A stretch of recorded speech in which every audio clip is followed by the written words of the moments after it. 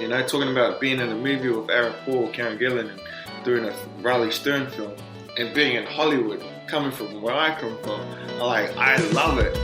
Welcome to Story and Craft. Now, here's your host, Mark Preston. Hey, how are you? Welcome back to Story and Craft. If this is your first time here, my name is Mark Preston.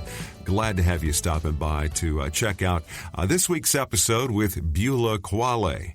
He is a really cool guy. Enjoyed the conversation. Native New Zealander, that's where he began his career as an actor. And then he became a little bit more familiar to a wider audience when he was in the movie Thank You for Your Service, where he co-starred alongside Miles Teller. Now, you may know him as Junior Rains from the CBS show Hawaii Five-0.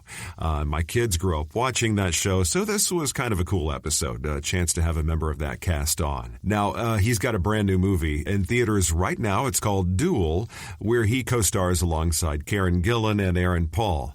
Now, we talk about his career, his time playing rugby, and our mutual love of Hawaiian food. It's a thing. I love it. We talk about spam musubi. It's a slight addiction. But we'll handle that in a moment. But of course, stop by storyandcraftpod.com. If you want to know anything about the show, it's there. Once again, storyandcraftpod.com. All the social media links are there. Send me a note, email. Also, you can send me a voicemail if you'd like. And anything, again, Story and Craft is on the site. And don't forget, give a little like, if you will, subscribe, and of course, you can leave a review, Apple Podcasts. And anyway, just generally stay in touch. Always great to hear from folks. And I really appreciate it. I'm getting some nice emails. I kind of appreciate getting those little notes of love in the inbox. And of course, thank you again. If this is your first time, for checking it out. If you're coming back for more, thank you. Appreciate you being here. So let's get after it. What do you say? It's Beulah Koale Day right here on Story and Craft.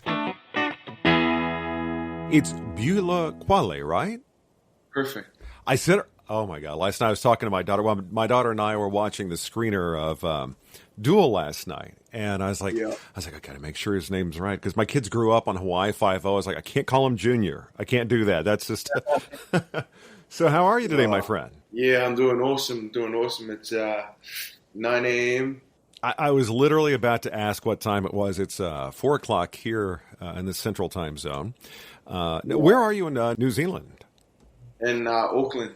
It's so funny. So many people have, when they think of New Zealand, they think of Lord of the Rings. And my reference point is when I first kind of started thinking more about New Zealand, I watched Whale Rider. And I thought that was such a... The Maori folks, I was very intrigued by them and the kind of the... and when I traveled to Hawaii, to me, there's it's almost like, and please tell me if I'm wrong, there seems to be it's almost like your cousins, kind of. Well, we're pretty much the same people because we just navigated the oceans, the Pacific Oceans. So we're all from the same, cluster of people anyway. Like the languages are very similar. Like I understand a lot of different Polynesian languages, even Maori, because it's rooted somewhere that is very the same because they're all, even counting is almost exactly the same. Really? So how did you do with Pidgin when you were in Hawaii?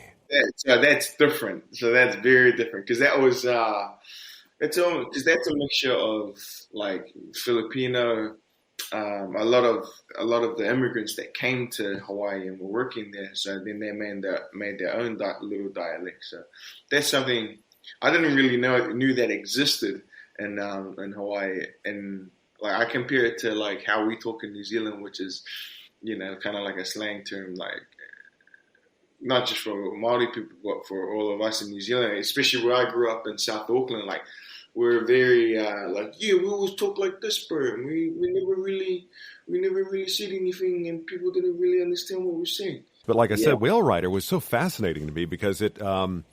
Is it Kurt? Oh gosh, can't think of the actor's name. You probably know. Yeah, Cliff Curtis. Cliff Curtis. He's just a phenomenal actor, and I really just enjoyed that. And that was a kind of a window into something I wasn't really that aware of. But real quick, congratulations on the movie. Again, my daughter and I were watching the screener last night. Didn't know what to expect, and I love watching a movie. I got no clue what's coming at me. I had no clue where this film was going. We were sitting there going, what is happening here exactly? It was that was the fun ride of it. Now you shot that. I had to look it up because I was noticing that little things like a light switch would look a little bit different. I was noticing some very few people had an American dialect. You did, which you're remarkable at doing. I was like, man. At first, I didn't even know you were from New Zealand. I was like, man, you're good. I was like, going, this had to be filmed somewhere. Where was this? It was made in Finland, right? Yeah, and it got pushed out there because of the pandemic. Like, we shot this right at the beginning of the pandemic, like before vaccines. Remember that time? I try to forget, but for me, I've always worked out of the house in my recording studio here. So it's kind of like nothing really functionally changed for me that was that much different. There's less traffic on the road and stuff, but everybody I've talked to has had a different COVID filming story. Now, if it happened before the vaccine, after the vaccine, even now, there's protocols. And have you seen the Judd Apatow movie on Netflix, The Bubble, yet? Have you seen that? No, I haven't seen it. It's pretty fun. It's about shooting a movie during COVID. It's just ridiculous. It's a Judd Apatow movie, so it's a beautifully ridiculous movie. But what was that like shooting during the pandemic for y'all? It was crazy. It was definitely like, man, I think we were one of the first movies, we're up there with one of the first couple of movies that were shooting right in the middle of the pandemic. We had to shoot in Finland because America, was doing its America thing during the pandemic, during the beginning of the whole thing. So the safest place to do it was Finland for us. And I was like, yeah, man. It just meant that the film getting pushed back. And when they said it's going to be shot in Finland, I was like, I love Europe, so let's go. What did you think about filming in Finland? The people there, it's a little bit different tribe, I guess. Yeah, that place was, I'm definitely going back. That was a trip for me as well, because we shot in this little town called Tampere, and that was the first ever Hollywood film ever shot there, and the whole town kind of turned up to make sure they're really excited, and you could feel the buzz around the city, and that was one of the greatest film experiences I've had, because usually on a film set, everyone's a little bit stressed, and you always have that either 1 week or 1 day where everything kind of crashes together and people are arguing and you talk about budgets, and it never happened in Finland. Well, I never saw it, and I was always asking Riley, going, dude, I'm getting anxiety. And he was like, why? I'm like, because the car crash doesn't happen. That happens on every shoot. It's kind of like it has to happen. And he goes, I know, man. Like, it doesn't happen here. People just like do their jobs, and you just tell them, and they do it really good. And everyone was really happy over there. And it ended up, and it never happened. And that just goes to talk about the type of people, the Finnish people are. They were just put your head down and just work, and we'll go have a beer after work, and then you turn up the next day, and everyone does the same thing, and everyone's happy. Like, it was, when I was researching Finland, it was voted one of the happiest places in the world, and I didn't really understand what that meant until I went there. It's not like everyone was walking around with smiles. It's just people were they just were, and there was never any trouble, and I never felt unsafe. I was walking around, kids were walking around the street at 11 p.m., 12 p.m. at night with their parents on little scooter things, just riding around the street. It was insane. It was a beautiful place. Yeah. Well, New Zealand is, I mean, that's a pretty, yeah. I've never met an unhappy person from New Zealand. Yeah. I mean, you got your Jacinda Ardern, is that her name? Yeah. Your prime minister? Yeah, and yeah. She shows up on Stephen Colbert's show and stuff. I'm like, okay, she seems really chill. That country's got to be a very chill place. It's so beautiful. But now, did you grow up your entire childhood in New Zealand, or did y'all move there? I was born and raised in New Zealand. So I was born and raised in Auckland. I'm from an area called Otara, which I'm very proud of, and I always make sure everyone knows I'm from Otara, because it's kind of like the hood of New Zealand. And there's a film called Once We're Warriors. It's an old New Zealand film. It's a great film. You should check it out. It's filmed in the 90s. It's kind of based around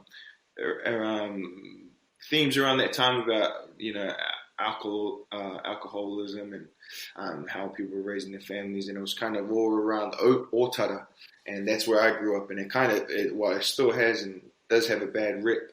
So, but it's made me who I am today, and the reason, a lot of the reason why I've gotten so far in my career is because of the things that I went through as a kid, and I use that in my industry. So but I love my home. I could have lived in Hawaii and bought a house there and lived in the States, but I have twin boys, and I wanted to raise them here in New Zealand, and I want them to know, because they're Maori and Samoan, I want them to know who they are as people, Now, how old are they? They're five. So I had to wake up a little bit early and ditch them and come to my in-laws' house, because once my kids are up, it's on. So.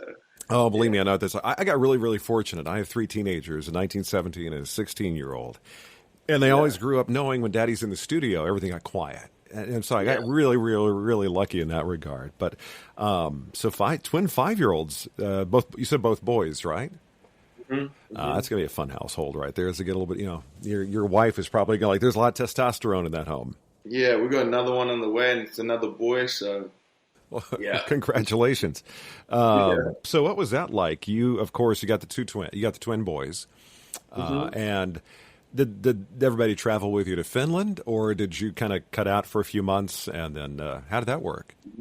Yeah, that was tough, because we finished Hawaii 5-0, and we were living in Hawaii, and during the pandemic, at the start of it, I kind of saw what was happening in America. And I flew my family over to New Zealand. I was like, all right, let's get out of here. And I'll stay in the States, and I'll wait for this film. And it just kept getting pushed back because of the pandemic. And all up, I spent 6 months away from my family to shoot this film. We shot the film, and you said you were gone for 6 months. Yeah. Wow, that had to be rough. Yeah. It was rough, but I missed my kids. But I'm always a guy. My whole life, I've always known the price for certain things. Like, there's certain sacrifices I have to make, because they will pay off down the line. And me and my wife were great. During that 6 months, we've never been stronger. We've been together 10 years now. Well, isn't that what they said during the pandemic? If it either strengthened relationships or kind of put them on the rocks a little bit. When you started, I can't remember. Is it 2 or 3 seasons you were on Hawaii 5-0? I was on for 3 seasons. Yeah. Did you live in Hawaii, or did you go back to New Zealand when y'all were not shooting? No. We lived in Hawaii. Hawaii is my America, so that's the America I prefer to be in. It's a very, very good part of America. I love it out there. Yeah, and it's home for me. That's Polynesian people. That's who I am. That's what runs in my blood. So it's very, very familiar to me. On not just it goes deep. Like, when I'm there, I'm like, whew, I can feel it. I can feel it. You know something? I always felt the same way. And I haven't had a chance to bring my kids there yet, but believe me, they have a deep passion for spam musubi. I'm sure. And loco moco. No, it's when I'm there. I remember I was driving. I was going full tourist. I had my Mustang convertible. Because it's so beautiful. I was driving up to the North Shore, and I was driving kind of like, I think it's in Haleiwa or something, and I'm driving by somebody. I was like, Shaka. People are chill. There's a vibe there. It is hard to define, because I've never been anywhere like that.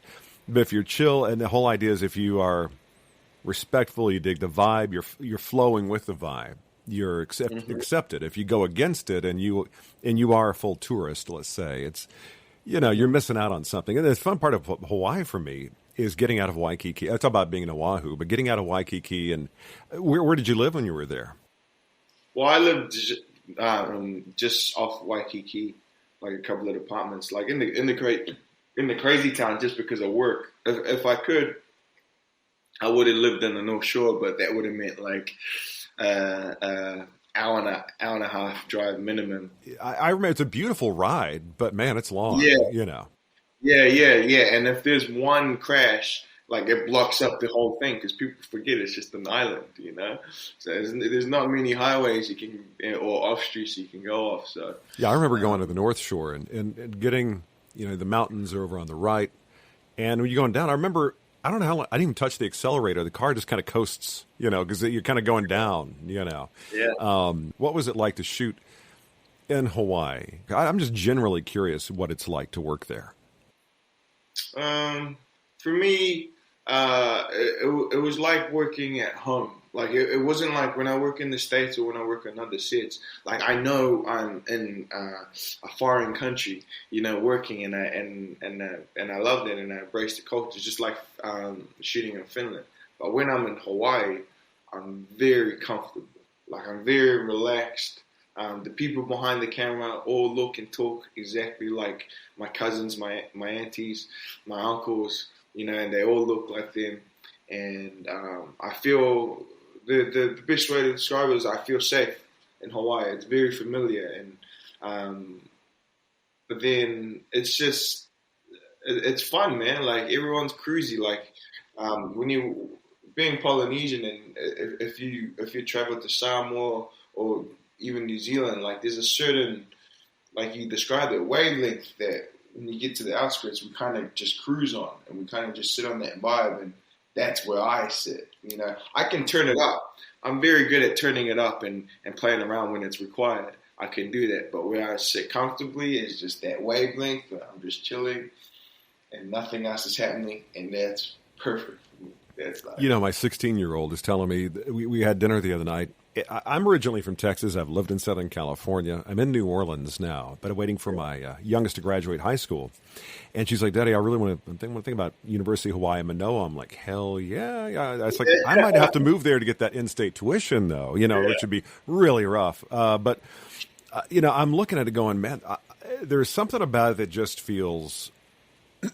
I don't know, having grown up in a big metropolitan area and lived and worked around Los Angeles and all that, I really, I found a place that's my speed, and it's just big enough where I don't think I'd get island fever like people talk about. But yeah. Now, it's so funny when I see scenes with you and Alex O'Loughlin. He's an Aussie, correct? Mm-hmm. Everybody on that show seemed to be just as a cool mix of personalities, backgrounds.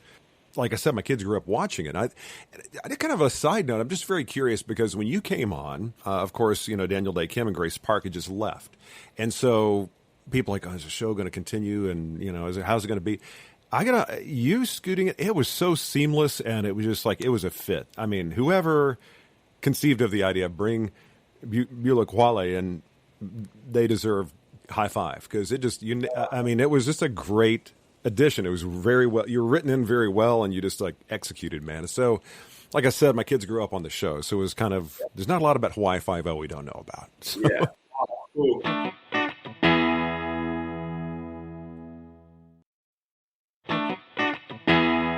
Up to that time, what were you up to? And were you mostly shooting New Zealand productions, TV and film and whatnot? Yeah, so that was like my third American job. So my first one was a film called Thank You for Your Service. It was a DreamWorks one written by Jason Hall, who wrote American Sniper. And he cast me, and I played again across Miles Teller. And he cast, he looked through 1,400 people to find me at the bottom of the world to play this character for Tosolo Aieti, who I ended up playing in this film. And it's a real story. And I feel like I nailed that job because, I was just like, I'm going to give it all that I got. And Jason had asked Peter Linkoff, who's the showrunner for Five-0, hey, I'm looking for a Samoan character to play this role. Do you know anyone in Hawaii that could do this? And Peter put forward his suggestions. He didn't end up going with them. But when Daniel Day Kim and Grace Park had left the show, Peter Linkoff asked Jason, hey, how was that kid that you cast from New Zealand? And then Jason told him he's the best decision I ever made in that entire film.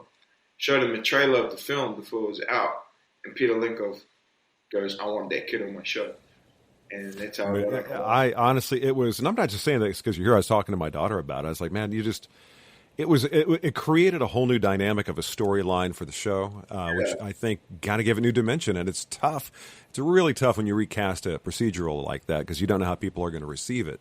But speaking of Miles Teller, that's one movie I've yet to see. I really want to see. I'm looking forward to Top Gun, by the way. That's seeing how he does that. But kind of going back when you're coming up, did you come from a theatrical family? Were they actors or? No one from where I grew up and like ever dreamed of becoming an actor. Like you're just trying to survive.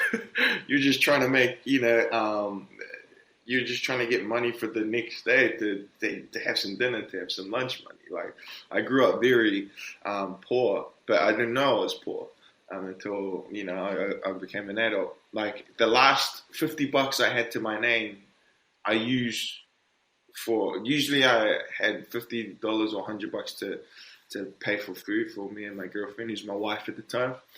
And I used that $50 to do this audition for Thank You for Your Service. Not because I wanted to get the role, but because I just wanted to let out this anger that I had in my life during that specific week.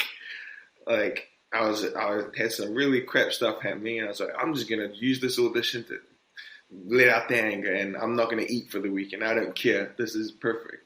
And isn't that the great thing about acting? People don't really realize it can be really cathartic, It is.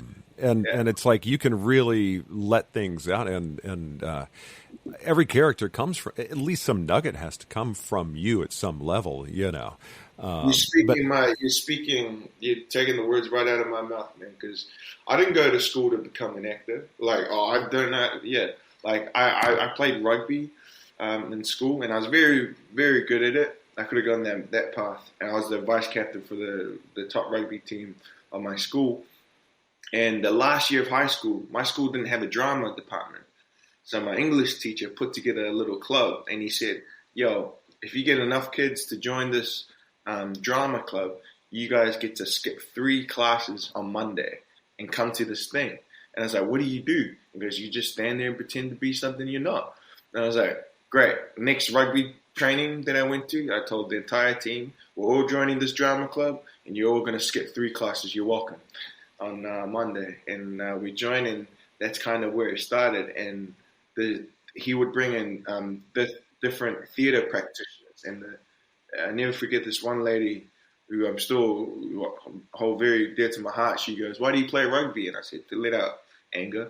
It's a legal way for me to let out my frustrations, either hurt someone or get hurt myself. She goes, what if I told you acting lets out not just anger, but love, lust, different emotions? And I just asked her. I remember just scratching my head like this and just asking that question. And I was very interested in like, how do you do that? And I still ask that question to this day. How can I figure that stuff out? And you're telling me I can use my life? She goes, yeah, that's exactly what you need to tell any story.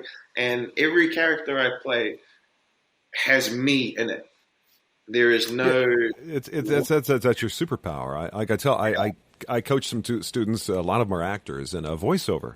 And I'm like, man, you got to bring you. It's got to be real. It's got to be authentic. And the more experiences you have in life, the more people you know, the more ups and downs you've had, the better I think you are as an actor. And you mentioned that thing about letting it out. And one of the things I love culturally and as visually and aesthetically is the haka dance. Haka, am I saying that right? Haka?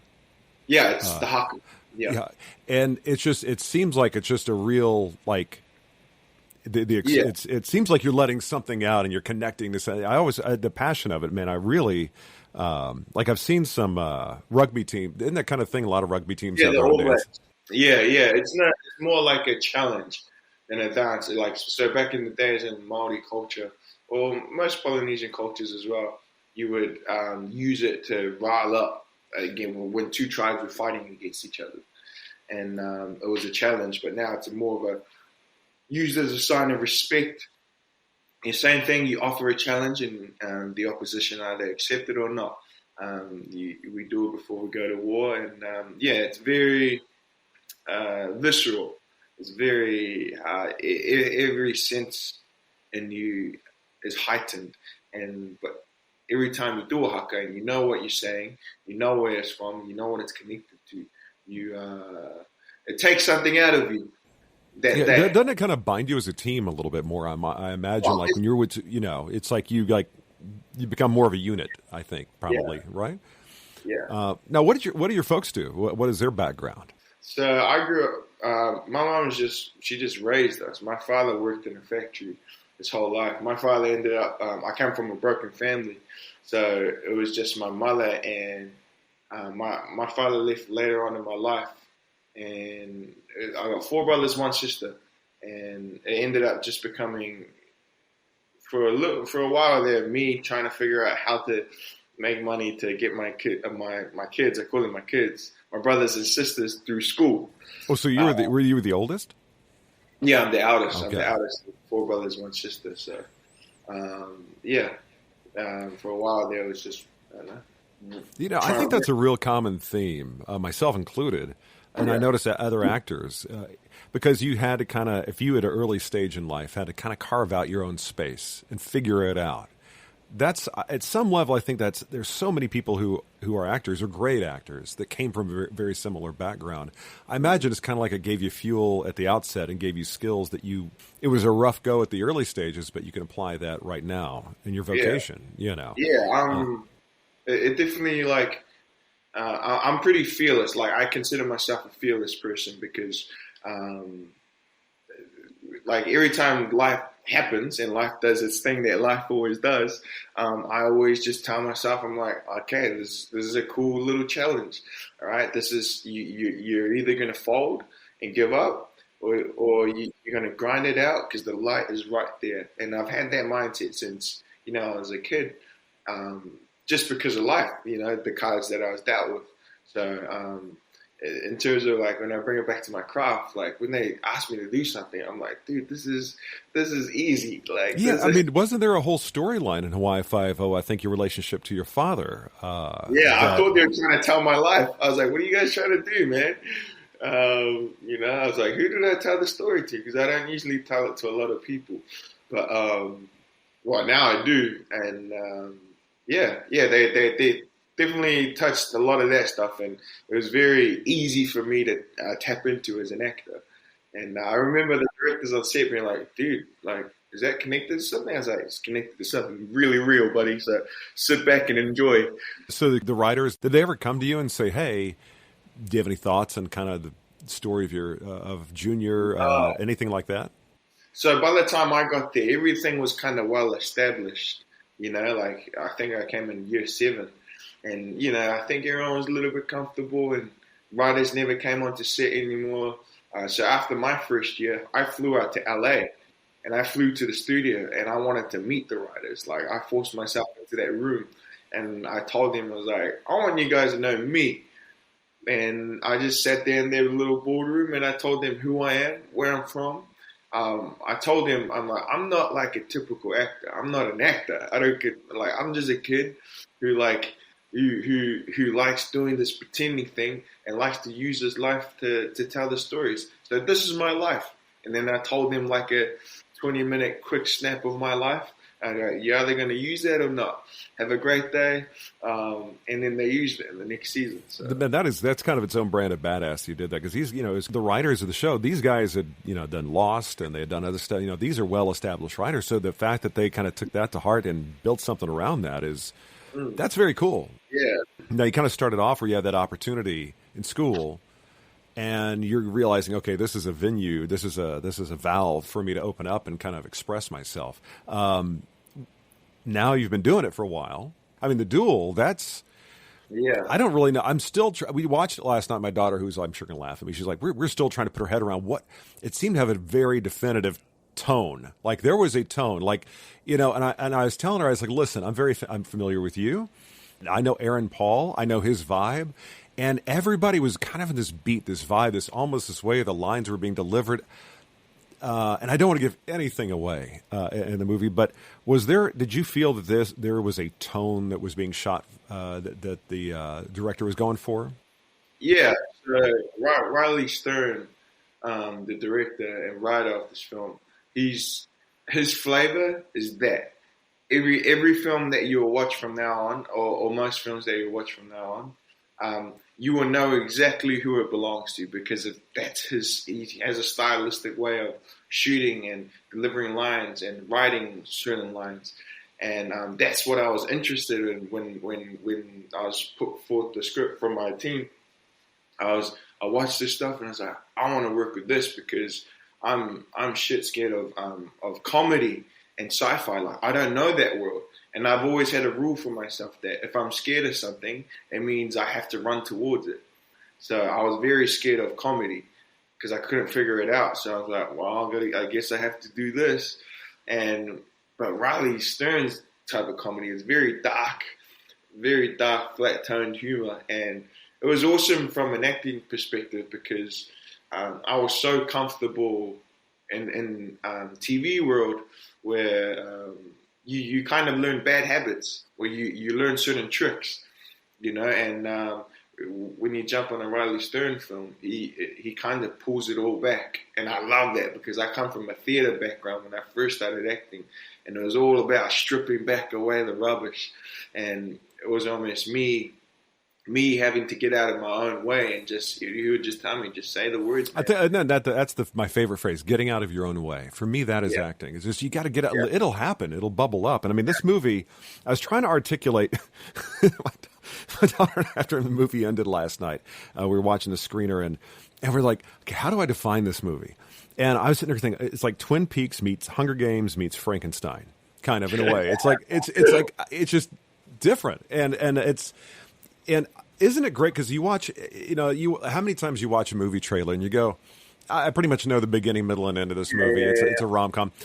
Isn't it great when you watch something like, I have no clue where it's going? And even your character, as you step in the relationship, I mean, I don't give anything away, but how the relationship shifts. And how long of a shoot was it? I think it wasn't too long, man. It was like a month and a half, I think. Just really? The actual shoot period, yeah. Like we didn't have a big window to shoot, and so everything. Even I remember Riley stressing over like time as well. He had to be very certain with what shots he needed because we didn't have time to mess around. So yeah. Now, did you have an opportunity to hang out with Aaron Paul at all? Yeah. Y'all didn't have any scenes. Oh, you did? Okay, because I imagine you didn't have scenes together, but y'all are all in Finland together. So yeah. So he came during the end, and he was there for about a week, I think. And they shot all the scenes in about a week or a week and a half. And yeah, man, we got to go out for beers and for dinner, and oh man, that was awesome. Like, I still pinch myself to this day, even like the fact that I'm talking about this. Talking about being in a movie with Aaron Paul, Karen Gillan, and doing a Riley Stern film, and being in Hollywood, coming from where I come from.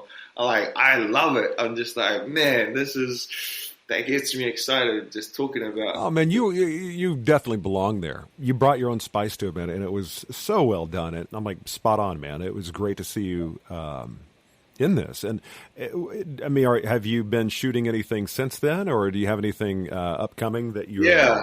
I'm always driven, so I kind of use Hawaii Five-0 as that's my learning. That's where I'm going to learn how the American industry works. Like, I never wanted to, and I've always done it even in New Zealand, I never wanted to stay too long on something.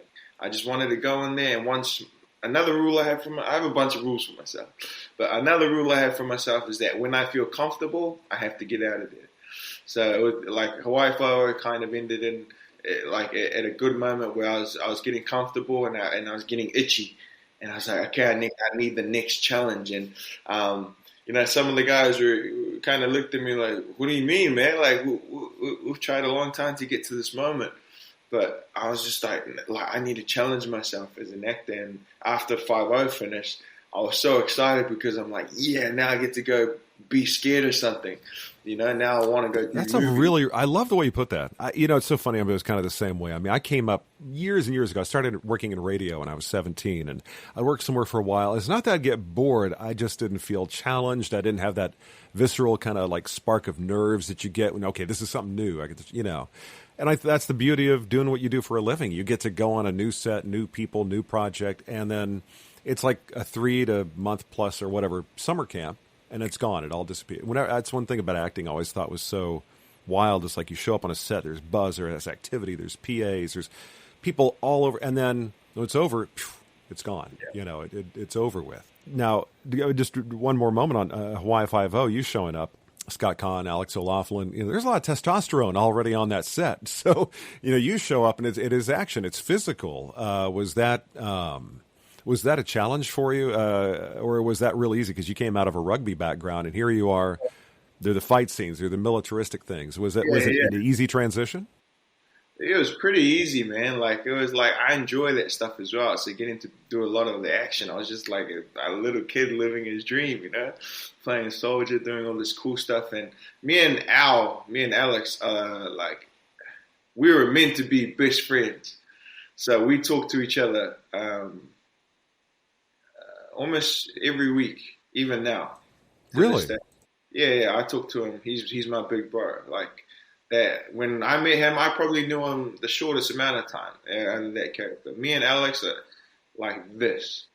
And we connected. I don't know if it's the New Zealand, Australian thing, but we connected on a different level. I connected with everyone else as well.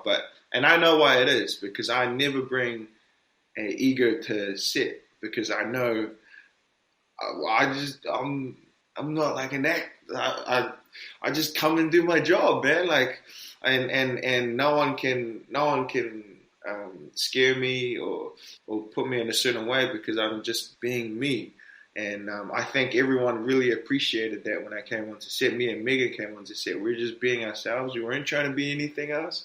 We were just like enjoying our time. And me and Alex, like, every time I go to Hawaii, I go over to the house and we talk. Oh, so he stayed and he kind of posted up in Hawaii and kind of made it home? Yeah. He's got a family there. His beautiful wife. And he's got Hawaiian kids, half Hawaiian kids, and that's his home. I did. Now, real quick, were you? I'm kind of envious. Some of the people showed up on the show. Like, I'm a big Jimmy Buffett fan. I'm like, I know he showed up on the show a couple of like if I could just hang out and have a beer with him, my life will be made. And then did Scott Conn's dad ever show up? I mean, the chance to hang out with the James. I never saw him, but Scotty's a lot like his dad, like the way he walks, his mannerisms, his little things. That was such a cool show to be a part of, man, because everyone was different. Like Scotty, I would always turn up to Scotty's house every day and we'd train till we'd almost be spewing. Then I'll walk over to Al's house and we're just like, I'll jump into his ice bath and just hang out with the kids. I'd have dinner with Shy. Shy McBride was like a wine god. Yeah. He is into that whole wine connoisseur cooking thing. His Instagram is fun to watch.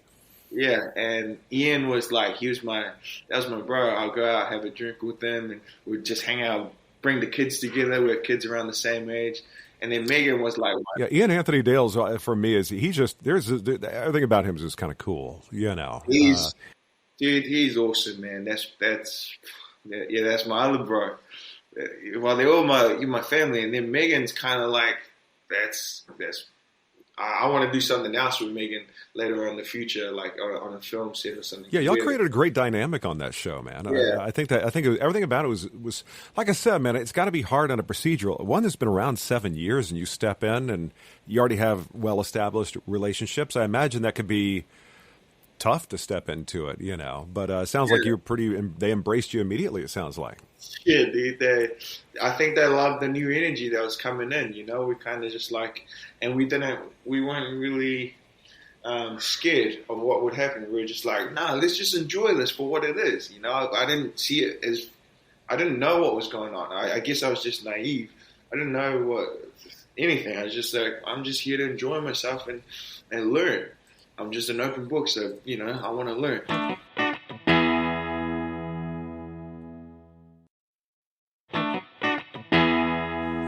Now, aren't you on, didn't you shoot some episodes of NCIS Hawaii as well? Yeah, I went back to Hawaii last year and shot a couple of episodes of NCIS. I didn't get to play Junior Reigns, but I played a New Zealander, which is pretty cool. Really? They didn't have you be Junior? Really? Because they had so many crossovers with NCIS. I figured that would just be kind of a thing. Same, but So one more question about Hawaii, probably two more, but one right now. Favorite Hawaiian snack food, man? What, 'cause you've got proper grinds over there, man. What did you enjoy eating in Hawaii? I mean, you can't go past the spam musubi, bro. That's like, I was like, oh, this is amazing. This is food for the gods. It doesn't sound like it would work, but man, there's two ways of eating it. You've been out, you've had a couple beverages the night before, and you'd eat a little something in the early afternoon next day, or you're going to go hang on the beach. You just want to chill out and have a little snack food. I was talking with Allegra Edwards, who's on this show called Upload on Amazon Prime.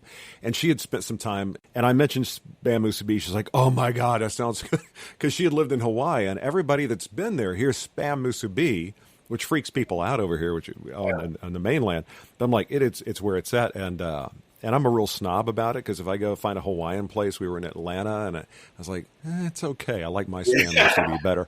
I mean, Loco Moco, the only spin we did on it, my daughter likes chorizo, so we mix a little chorizo into the burger meat, and, that's Loco Moco. But and the food in Hawaii, it's such a melange, man. It's a mixture of everything from multiple cultures. I'm like, dude, I don't know how you didn't gain 50 pounds living there, man. I would have gone to town. Dude, I kind of did after my first season. I looked at the end of the season Beulah and the beginning of the season Beulah. I'm like, they look like two different Beulahs. We're going to call it muscle. We're going to call Hawaiian muscle. So yeah, I learned my lesson real quick. So the kind of looking forward next few years, man. You're on a roll. What if you could choose, be it a director, some actors, who would you like to work with? What kind of projects do you look at and go, man, this is where I'd love to land? Not necessarily a dream scenario, but you're like, hey, you're going to spend 3 months doing something. Here's the kind of people I'd love to learn from, play with, and do some stuff with. Yeah, I don't know. I've never really thought about like the people. I've always the way my brain works is I always think of the project, like what type of projects. Like I know exactly what type of like where I'm going.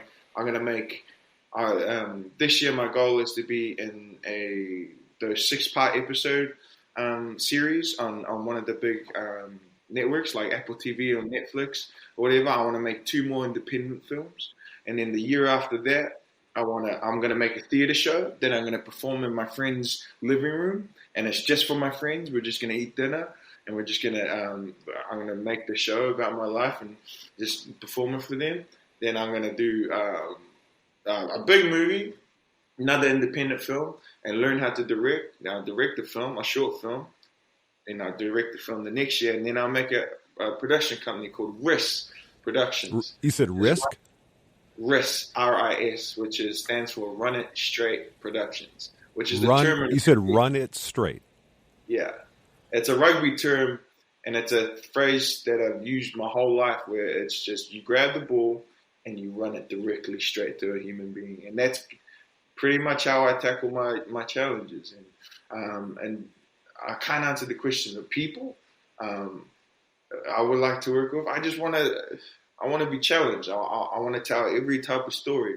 I don't want to be put down to one trick pony. I want to be scared every time. I want to work with every type of actor and director, and I just want everyone to know that I'm here to take over and I'm here to learn.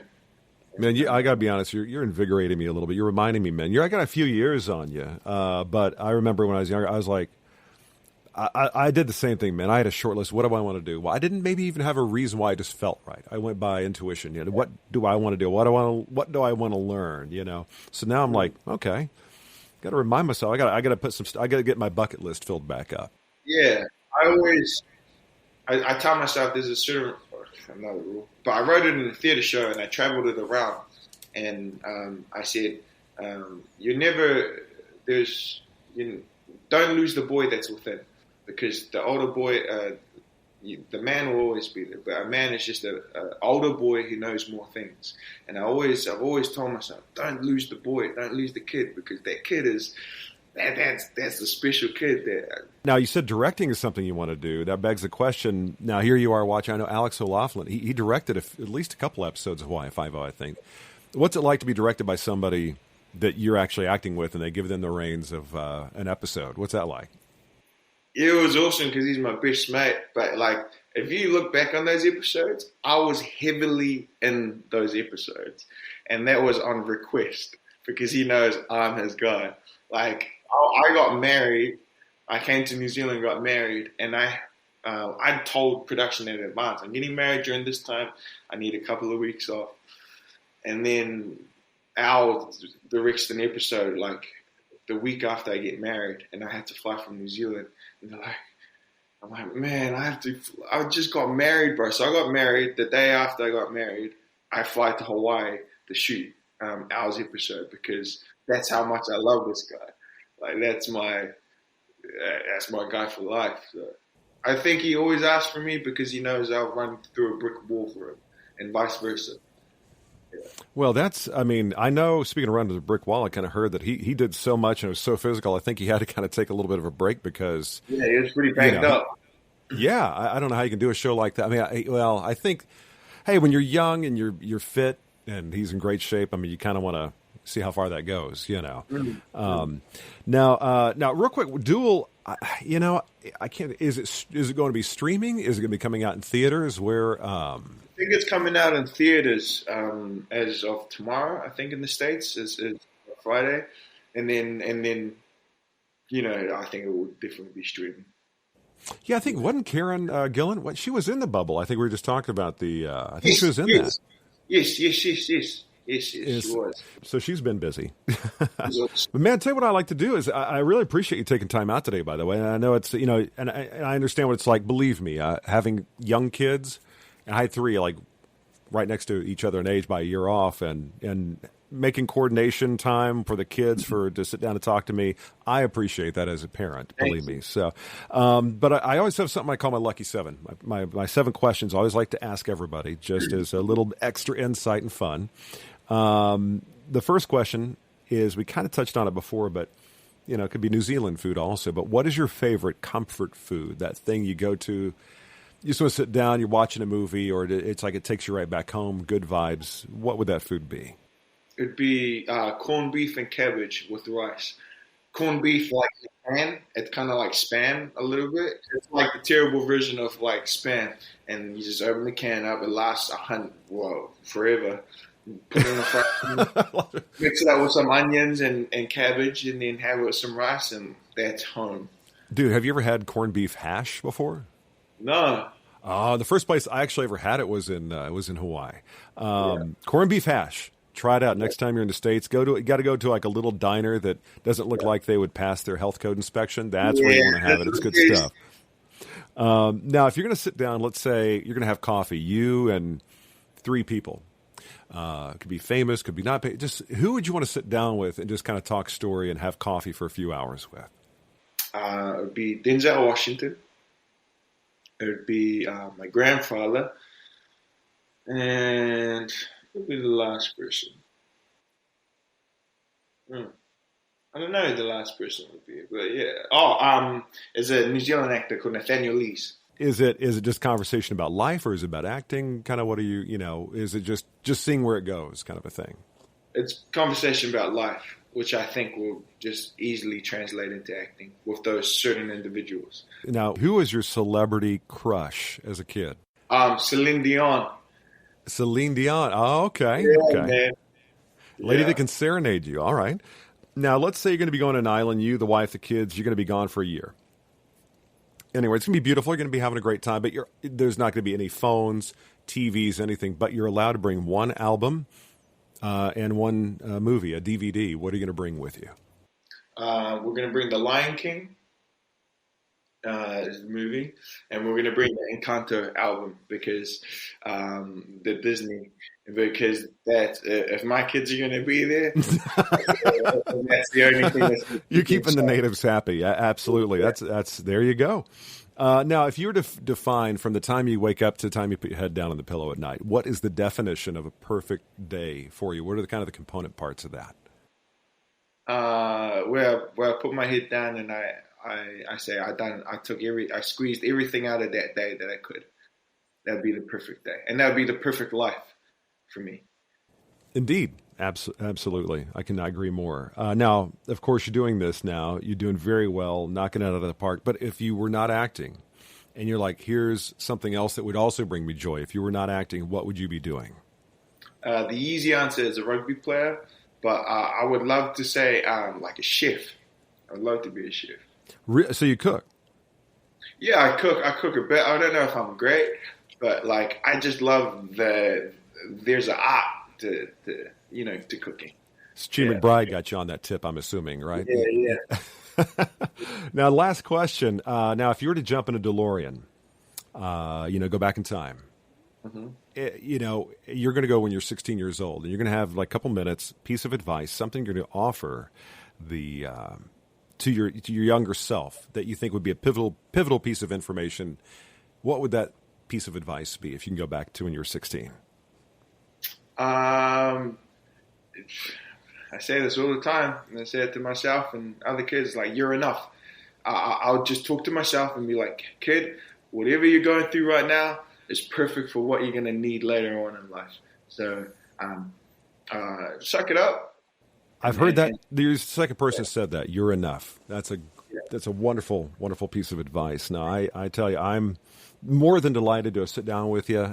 I just want to say thank you again. And Duel, it's going to be in theaters. And actually, I told my daughter, I want to say hi. She's a big Hawaii Five-0 fan, so she wanted to. Cool. Hey, how's it going? Hi. Thank you for watching the show all those years. Oh, yeah. Awesome. My friend, I more than appreciate your time. You're very generous. Thank you again for taking the time with me away from those your beautiful wife and your kids. And best of luck to you. Hopefully we'll catch up down the line when you're doing something even greater than what you're up to. But best of luck and mahalo. Mahalo, brother. All right, Beulah Koale. What a cool guy. Really enjoyed this conversation. And as I mentioned, my kids grew up watching Hawaii Five-0, so how cool was it to have a member of that cast on Story and Craft? Hopefully you enjoyed as much as I did. Duel is the movie in theaters right now. It came out April 15th, so check it out alongside Karen Gillan and Aaron Paul. And, of course, Story and Craft Pod, the website. Check it out. Stay in touch with me. Of course, find all the social media links, whatever have you. Everything Story and Craft is at storyandcraftpod.com. Great episodes coming up, some really cool ones, actually. Over the next couple of weeks, we're actually going to go to a 2-episode-a-week kind of routine, if you will. So that's going to be coming up soon. And, just in case you don't get enough of me once a week, you'll hear from me twice a week, Tuesdays and Thursdays. So that's it for this episode. Thank you again for being here. Looking forward to hanging out with you next time, right here on Story and Craft. That's it for this episode of Story and Craft. Join Mark next week for more conversation, right here on Story and Craft. Story and Craft is a presentation of Mark Preston Productions, LLC. Executive producer is Mark Preston. Associate producer is Zachary Holden. Please rate and review Story and Craft on Apple Podcasts. Don't forget to subscribe to the show on Apple Podcasts, Stitcher, Spotify, or your favorite podcast app. You can subscribe to show updates and stay in the know. Just head to storyandcraftpod.com and sign up for the newsletter. I'm Emma Dillon. See you next time, and remember, keep telling your story.